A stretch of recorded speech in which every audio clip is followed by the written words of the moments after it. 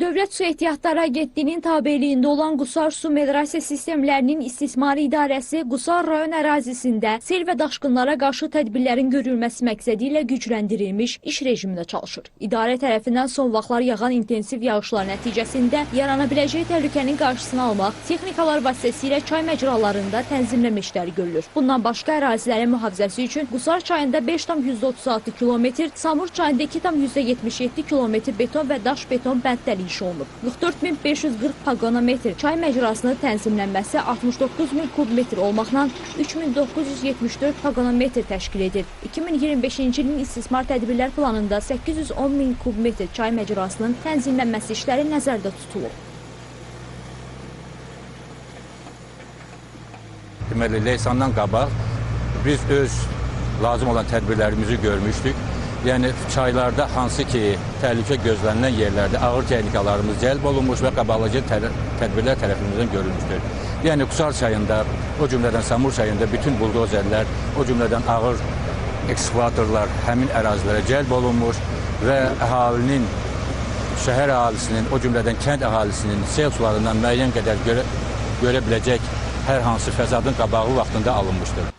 Qusar Su Medrasiya Sistemlərinin İstismarı İdarəsi rayonun 29398 hektar suvarılan ərazisinə 7987 əhali və 507 qeyri-əhali abonentə 24 saat müddətində içməli su və kanalizasiya xidməti göstərir. Bu məqsədlə 3 suvarma şəbəkəsindən, yəni Qusar çay, Samur çay və Samur-Abşeron kanalından istifadə olunur. Qeyd olunan ərazilərin suvarılması üçün 1578 km uzunluğunda kanallardan istifadə olunur. Həmin kanalların 1377 km hissəsi torpaq məcralı, 193 km hissəsi beton üzlüklü, 7,64 km hissəsi qapalı sistem təşkil edir. Ərazilərin suvarılması üçün idarənin balansında olan 4 ədəd nasos stansiyası, 40 ədəd subarteziyan quyusu, 16 ədəd subarteziyan quyusu içməli su məqsədi ilə istismar olunur. Hazırda su itkisinin qarşısını almaq və suvarma suyunun maneəsiz axınını təmin etmək məqsədi ilə kanallar lildən təmizlənir.